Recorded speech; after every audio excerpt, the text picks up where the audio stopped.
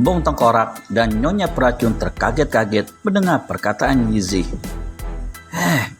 Si gendut itu tahu, tapi percuma saja tahu, kan tidak ada obatnya untuk racun ini, kata Gembong dengan wajah terlihat kaget, jelas sekali. Di sisi berbeda, terlihat Yizi tengah fokus menaruh beberapa jarum akupuntur di tangan Little Dragon yang biru membengkak. Belum tentu selama aku menggunakan kantung empedu dan daging ulat terbang pelangi untuk membuat obat, aku bisa menyelamatkannya, kata Yizi menjelaskan. Mendengar perkataan Yizi yang optimis rupanya menimbulkan tawa melengking Nyonya Peracun. Ularnya ada di tanganku, bisakah kalian mengambilnya? Di tengah ketegangan suasana, ditambah suasana perbukitan yang hening, tiba-tiba Gold Dragon berkata, "Dengan aku di sini, aku tidak butuh ularnya." Dengan cepat, Gold Dragon menggigit jarinya dan darah mengalir keluar dari jari-jari tersebut. Selanjutnya, Gold mengarahkan jarinya ke mulut Little Dragon. "Abang Naga, cepat hisap. Darahku memiliki khasiat luar biasa dalam menangkal racun," kata Gold Dragon. Chan yang melihat apa yang diperbuat Gold Dragon menjadi meradang. "Oh tidak, Gold Dragon," batin Chan. Dalam pertempuran Sensan, Chan menggunakan racun iblis hitam, tetapi racun itu tidak dapat meracuni Gold Dragon. Karena ia tahu bahwa Gold Dragon memiliki kekuatan untuk kebal terhadap semua racun. Merasa kecewa karena Gold Dragon belum mati, Chan menerjang maju. Semuanya terkesiap, namun Gold Dragon cepat tanggap berteriak kepada Tiger. "Tiger, tahan dia!" Tiger pun segera melayangkan tendangannya. Kecepatan Chan sangat luar biasa. Serangannya tampak sangat ganas, tetapi itu hanya tipuan dari jurus bayangannya. Chan berputar dan mengincar punggung Gold Dragon. Rupanya Gold Dragon yang diincarnya. Yizi yang melihatnya segera mengkonter dengan melempar jarum emas ke arah Chan. Tiba-tiba dari arah depan Tiger terasa hembusan angin kencang. Benar saja, tiba-tiba angin bertiup kencang dan Gembong Tengkorak menerkam Tiger. Untungnya Tiger bisa menghindarinya. Terlihat pada gambar, kedua cakar gembong mengarah kencang ke arah Tiger. Di belakangnya, Nyonya Peracun mengikuti langkah Gembong Tengkorak. Tanpa disangka Gembong, kaki tiga mengarah keras ke arah kepala Gembong. Wah, tendangannya sangat cepat. Tak heran dia dijuluki Raja Tendangan. Rupanya tendangan pertama Tiger bisa ditangkis Gembong. Tapi bagaimana tendangan selanjutnya? Tendangan kedua Tiger mengenai sasaran dengan sempurna. Jelas sekali bahwa kemampuan sekretaris Gembong masih di bawah Tiger akan soal kecepatan. Nyonya Peracun menginginkan kemenangan cepat, jadi ular naga pelangi dikirimnya lagi. Tongkat dengan ujung kepala tengkorak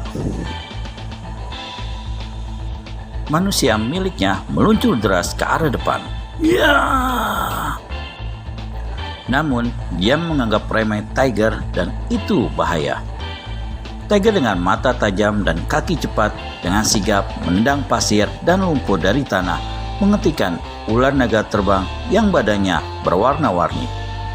Mengetahui bahwa makhluk beracun itu mematikan, Tiger melompat menjauh, membuat jarak terpisah antara dirinya dan Nyonya Peracun.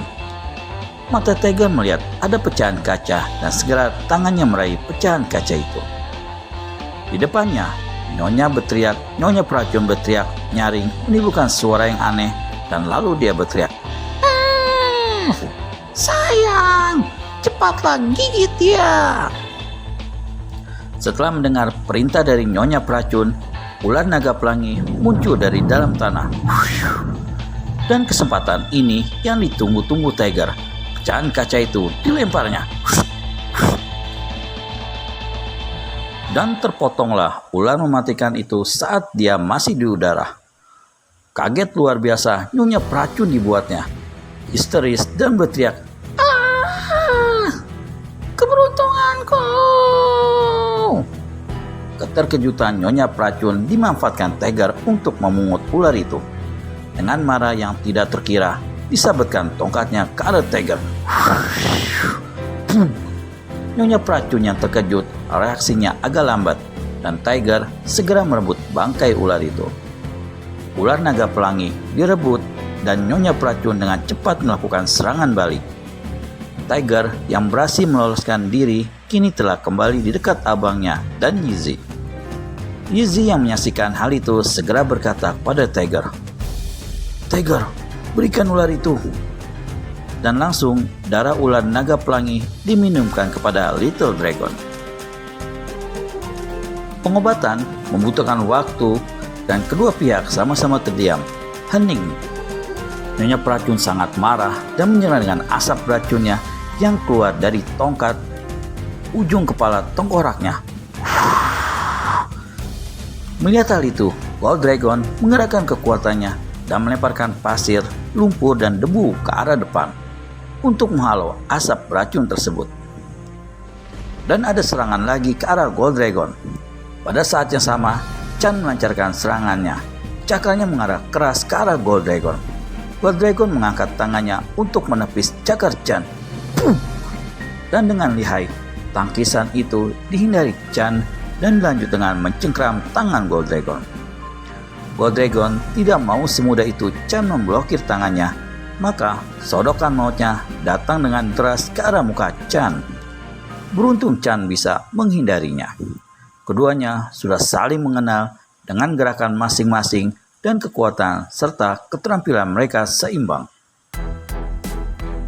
Untuk beberapa saat, cakar Chan dan sodokan Dragon saling berbenturan dan mereka bertarung dengan sengit tanpa ada yang terluka. Gembong mengagumi pertarungan kedua anak muda itu dan bergumam, keduanya memiliki kemampuan yang seimbang. Jika Chan ingin menang, harus melalui setidaknya 500 jurus. Di jalan raya, Guy dan Sweetie masing-masing melawan dua lawan. Sutra lembut milik Fogg sangat cepat dan sulit diprediksi. Guy harus menghindarinya dengan susah payah. Untungnya, Guy memiliki pengalaman menangani sutra lembut dan ujung senjata itu diraih tangan Guy. Namun ia lupa bahwa sutra lembut itu dilapisi racun mematikan. Rasanya seperti daging terbakar saat disentuh. Dan Guy segera melepaskannya. Tiba-tiba, Guy merasakan serangkum angin mengarah keras dari arah belakangnya. Sebuah tangan dilengkapi besi tajam mengarah ke arahnya. Dengan sigap dan cepat, Guy melakukan tendangan ke belakang dengan keras. Tendangan Guy mendarat keras di perut pembokong itu. Rupanya si pembokong juga tidak kalah gesit. Besi tajam di tangannya menggoret panjang kaki kanan Guy. Shrek! Lagi-lagi Guy tidak diberi kesempatan menarik napas. Gerakan Fogg cepat dan tepat. Benangnya yang serembus sutra tampak memanjang dan langsung melilit, dan dia dapat dengan mudah menangkap kaki Guy. Gawat! Akibatnya Guy kehilangan keseimbangan. Di tengah suasana genting itu, Guy sempat berpikir dan mengambil posisi yang tepat untuk dia jatuh. Daripada sampai terempas dan jatuh terlentang, lebih baik. Dan Guy tepat jatuh dengan bertumpu pada dua lengannya. Guy segera cepat merubah posisinya lagi saat melihat Fogg mendekat.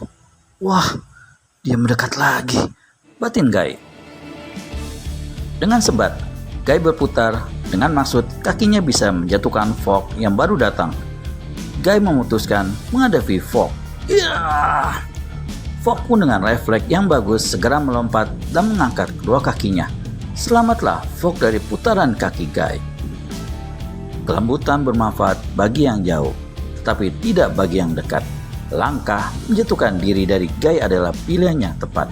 Tangan kiri Guy menyerang kaki Fogg yang masih melayang di udara. Tidak berhenti sampai di situ, Guy pun melanjutkan serangannya dengan cepat.